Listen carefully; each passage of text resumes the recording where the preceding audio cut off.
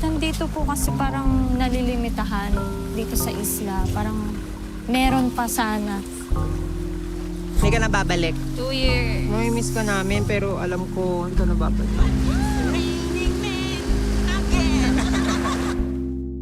Alam mo, ang pag-abroad ay hindi yung puro sarap ng buhay ang haharapin mo.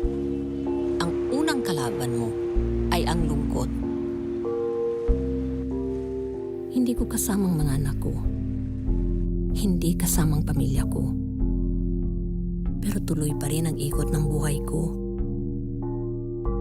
Huwag talakayin ang mga personal na bagay ng iyong amo sa ibang tao. Ang buhay minsan, gusto mo parang naglalakad lang ng simple. Minsan, gusto mong tumakbo palayo sa lahat. Ayokong sukuan ang sarili ko. Pero hanggang kailan?